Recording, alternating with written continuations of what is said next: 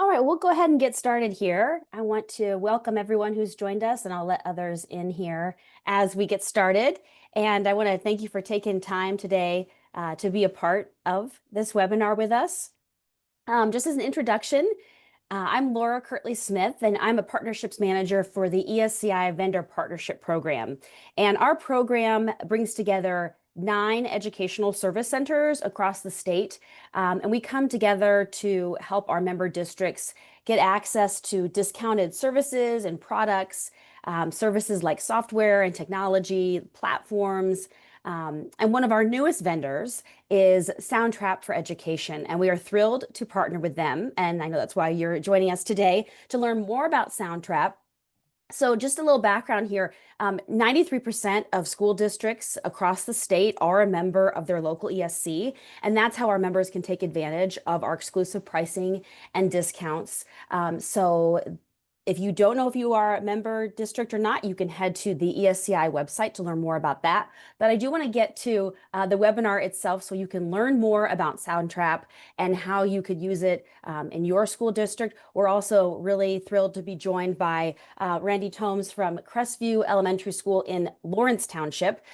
So Lawrence Township is one of our member districts in CISC, which is Central Indiana Educational Service Center. But there are service centers all across the state that districts can take advantage of their services. At this time, I want to introduce Chloe Taylor from Soundtrap, who's going to tell us more about Soundtrap, and then introduce Randy and tell you more about all the services and programs that they can provide. So welcome, Chloe and Randy. Thank you. Thanks so much. Really excited to be here to talk about Soundtrap for Education. I'll tell you a little bit about it and a little bit about myself. I'm based in Cleveland, Ohio, and I handle the district partnerships for Soundtrap throughout the Northeast and into the Midwest.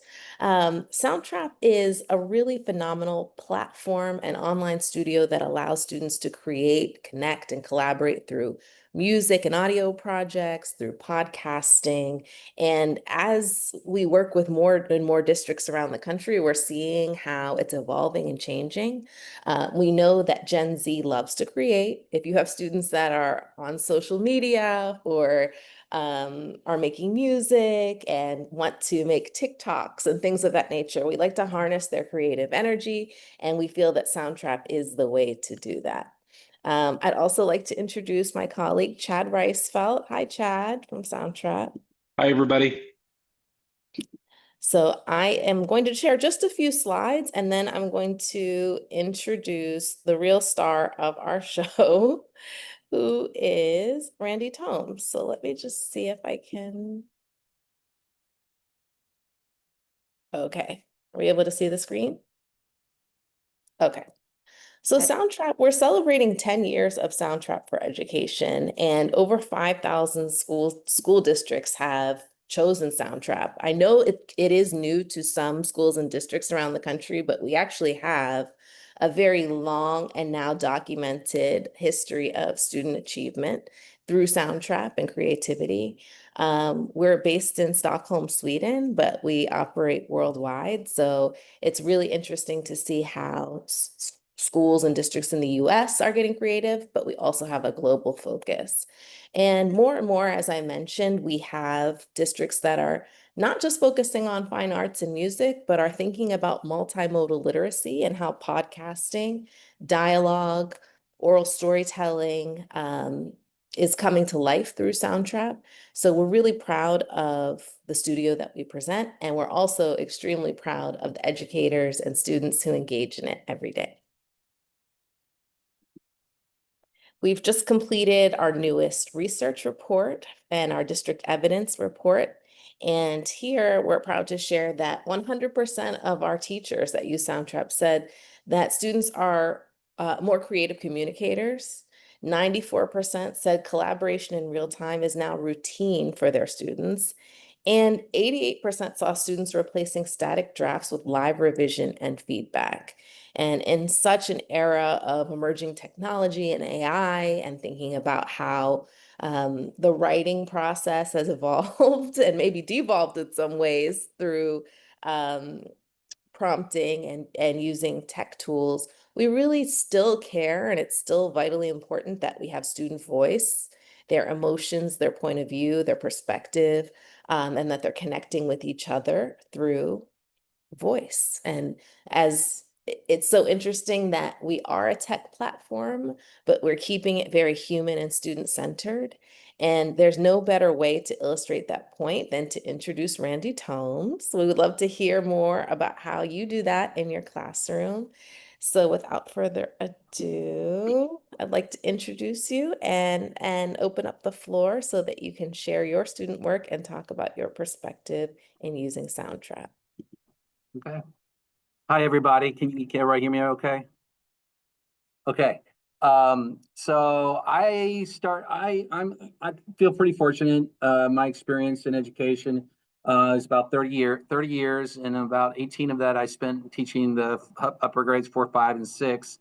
About 13 years ago, I had an opportunity to take a special area class and turn it into what they call communications class. So they come to me, first grade through sixth grade comes to me every 4 days for 45 minutes. And I integrate projects and to hit some of those standards that they need to hit at each grade level, and also the technology standards. So we do a lot of creation in my class.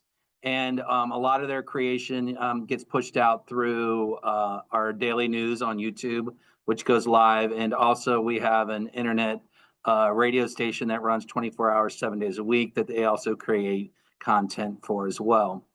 And about 10 years ago, the students were using digital recorders, and they were doing pretty good, recording their voice with digital recorders. But when it came down to, a lot of them wanted to use the 5 iMacs we had to start creating more content using some of the tools inside of iMac. And, being limited on Macs, it made it kind of difficult. And I stumbled across Soundtrap years ago, and I was like, this is amazing. And so I got it for my kids, and the creation the excitement they had, that the fact that they could go and have it at their fingertips and have the tools to create and then share it was exponentially better than the digital recorders and their ideas. And it just keeps I just feel like it just keeps getting better and better and better and better. I usually started out around fourth grade. Fifth grade and sixth grade use it pretty regularly. If some examples is fifth graders, they have to pick a product, they have to do a 30-second radio commercial for our radio station, and they'll put together jingles for that product and create beats, and then do sound effects. Some of and in sixth grade they do a cereal. They do a cereal box unit of study, and in there they're creating sound effects with pouring milk over the cereal. Anything they think of, they can usually find through Soundtrap, and it's easy for them to create and download and do whatever they want to do with it. Whether it's put it into a radio commercial, keep it as a radio commercial, or you take that sound recording, and we have a video as well. And so if they want to put it into a television commercial, they take that file and download it or upload it into WeVideo. So it's a constant tool that's used in our classroom quite a bit. Did I show some samples real quick, or okay? Yeah. Go for it. So Yep. hopefully you guys can hear what I'm about to play. This was made by a student probably about 5 years ago using Soundtrap, and he wrote the lyrics himself and created a commercial for his cereal. And this is what he created. Hey, do you like cereal? Well, let's talk about mine. Foxy Flakes are really crunchy. No joke, they're very yummy. I know you will like it a lot. When you're done, yeah, please tell me your thoughts. When you're looking for a good price, this is the box. $1. So in this, you can see his, you can hear his beat that he created, and he put his voiceover that he wrote with, and he found his beat and his lyrics through Soundtrap. And a lot of these kids are doing that. and it's with some of the AI. Here's some milk you can hear being poured. Benson's Barney Chunks. Benson's Barney Chunks. So you can hear them with that beat in the background, recording their voice. Just some wonderful, wonderful examples. I've got a Coke one again. This is a radio commercial that the kids did, and hopefully that will upload. Super fast internet. Here we go. Coke, one of the freshest drinks alive. If you're a person that likes cold, fresh, sugary drinks, Coke is for you. And we have all kinds of other flavors, like Coke Zero and Coke Vanilla. So these are just a few examples of what some of these kids are doing with software. I feel like they're pretty motivated to come to class, to get started on it, and some of them find their talent with the tools in the music beats that they can mix together, and they can create their own. They find out, hey, you know what? I've got some talent. I may not be able to play an instrument, but I can definitely hear the instruments and mix the instruments. So definitely a motivating tool for kids to find that inner talent that they might not know they have. Amazing, amazing. I was really jamming on those cereal commercials. They're great jingles. I'd like to ask you, because this is something that we hear from teachers who may not have a music background or a technology background. What might you tell a teacher that would be hesitant to start audio projects like these or podcasting, etc., through Soundtrap? What might you tell them? Dig in. Just honestly, I did not know much about it before I handed it over to the kids, and they were teaching me things before I knew it. Kids were discovering things. Kids were discovering, oh, you need to adjust your music this way. You might have to turn this down, turn this up. You can change your microphone sounds. You got different microphone sounds in there. You can change. The music creation alone, the kids dig in and dive in and do it. I would say you being hesitant is almost it almost isn't fair to the students, because they're going to discover a tool within themselves and the talent within themselves in the first day, and letting them click around on it and see, because you're not going to break it, and see how it works. You'll be surprised on some of your more challenging kids. You may be surprised the talent that's pulled out of them. I've seen it hundreds of times since I've been using this with kids that can be a challenge in the class. And the minute we pull Soundtrap into it, I see a different kid, and I see a kid that's motivated to create and motivated to learn, which is, it speaks volumes. Amazing, amazing. And I know you also spoke about how the students wanted to create, but you were limited through your few Macs that you had in the classroom. Right. And with Soundtrap licenses, students are able to access it online. Anytime. Through our Google accounts, they access it anytime, at home, wherever they are. I have parents who say, I didn't know they could create this. And and they'll create stuff at home and for their parents, which is crazy. And just because they had a chance to do it. Absolutely. I love that you're highlighting that, because too often the perception is, oh, this is music theory or music technology or just fine arts. No, it really is an engagement tool. It is. And a teacher might say, well, there's different ways. I have with AI and all of that the last few years coming in, I've kind of grabbed it and said, you know what, we're going to go with this, and we're going to go with and make it a positive for the kids. So a lot of our kids who struggle with the writing process, the fact that they can go in and tell a little bit about their product, tell about, okay, this is my cereal, this is what it's about. Can you create a 30-second jingle lyrics for me? And AI that's one challenge that they overcome, is the writing, so they can get to the actual creating in Soundtrap. And some of these commercials are coming out a lot better because of the fact that they're not stumped on the writing piece or the rhyming piece. They are all, I mean, because for years I would say, oh, go to Rhyme Zone. You could put, some great things, go to Rhyme Zone and try to write your lyrics. But now the lyrics part, I'm not grading them on their lyrics. I'm grading them, hey, can you use the technology? Can you create a cool commercial? And if I'm grading sound effects that they have to add in, they have to add sound effects in as well. So it's teaching them on possible jobs of the future, in my opinion. Absolutely. It really is. I know we spoke a little bit about this, but I'd like to read just a short testimonial from our district impact report and maybe see if you have some similar um, experiences. So we talked to a teacher who said, I have a student who is terrified of performing in front of their classmates when we work on traditional singing or instrumental lessons. Um, Now, when we talk about Soundtrap, he will complete a Soundtrap project. He's often the first to raise his hand and present to the class. He's articulate in his discussion about the creative process, and he's so proud of his work.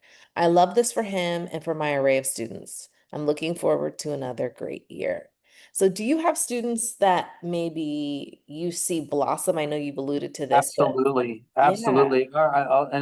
A lot of times it'd be a new student that might come in from another country that struggles speaking, English, and they come in and they can watch and they learn and they see this, and it motivates them alone. The fact that they're using a program in an American school and they're being successful. So to see the smiles come out of them is absolutely amazing as well, and it starts developing their own language with the speaking. They want to learn how to learn English, but they also ask, "Hey, can I do it in Spanish or whatever country they're coming from?" I'm like, "Sure, give it a try and do it."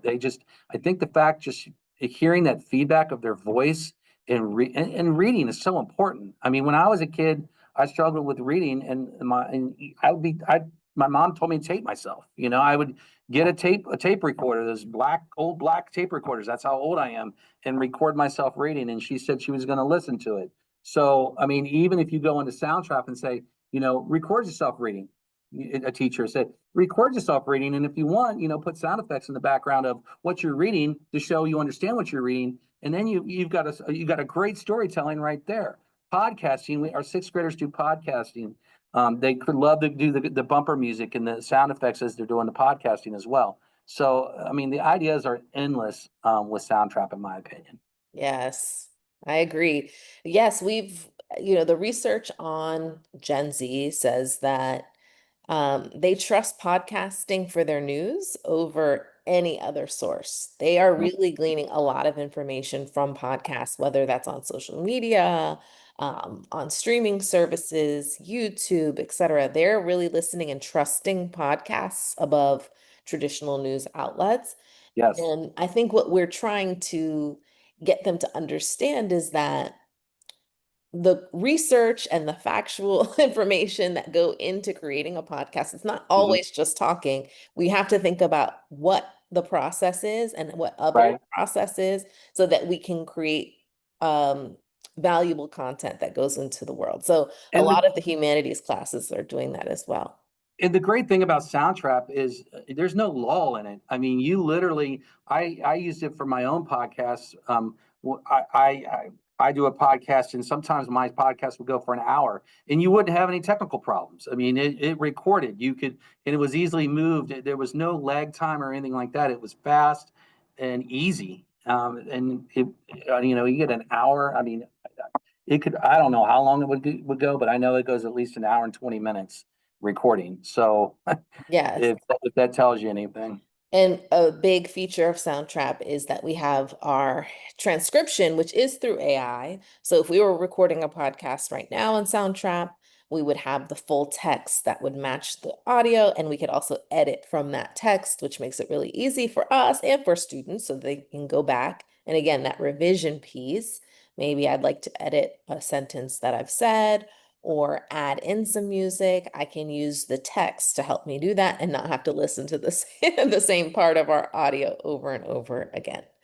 So I do want to, I know we built in a little bit of time for any questions from the community that have come up. Are there any questions that participants have? We'll make a little time for that. And feel free to leave them down there in the chat. Anyone who wants to ask a question, we can have an answer for you.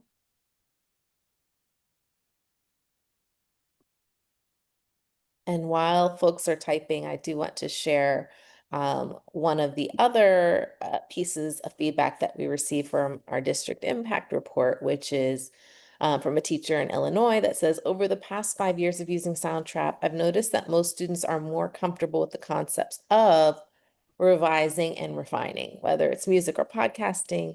The students not comfortable with presenting in a live format often have no problem recording an audio presentation. So as I said, our platform has evolved so much. Yes, it started with music, but it's branched out in many different ways.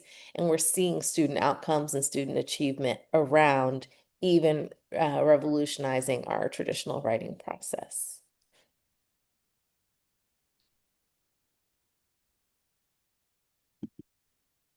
I'm not sure. Some of the questions that we had received and have in the past is just about how to go about getting a license, or how districts can go about getting Soundtrap.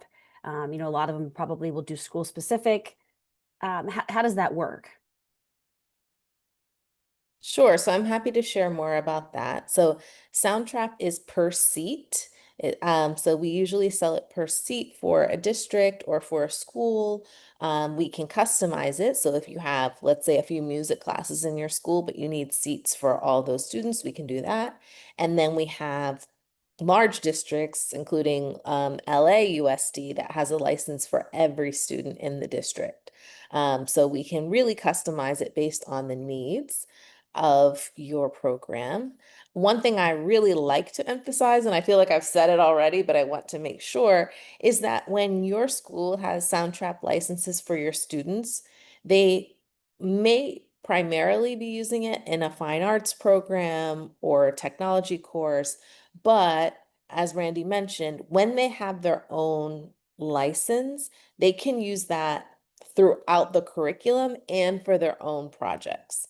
And so for the Soundtrap for Education license, we consider it to be a walled garden. It's rostered through your rostering service. We work with Clever, ClassLink, Google. We have a number of rostering platforms that we use.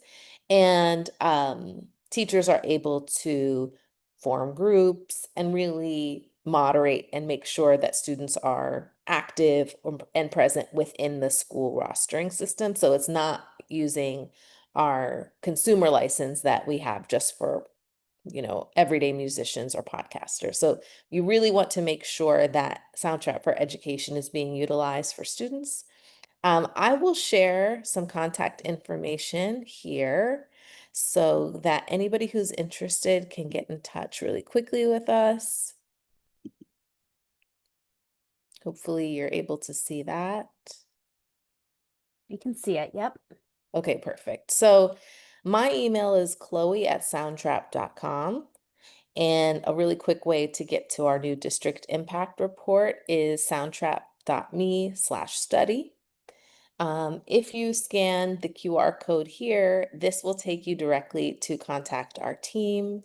And we're always happy to have conversations about your district or your school, what you would need, provide demos. That's something we didn't do today, but we're always happy to do that individually, is to give you a demo of our studio online and how students would log in, how they would access their projects. We also offer professional learning. So around a lot of the topics that we've discussed today, we have an amazing professional learning lead, and he can work with faculty that is, whether they're new to Soundtrap, they've never even heard of it before, or they've used it for 10 years. He's wonderful and really helps to get teachers excited about using Soundtrap with their students.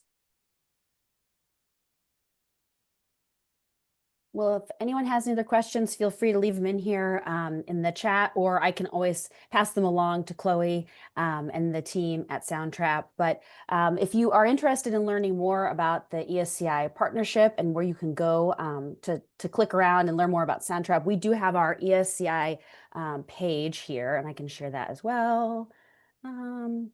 Let's do this. There we go. Is that popping up? No. Do you see the Yes, screen? I can Okay. see it now.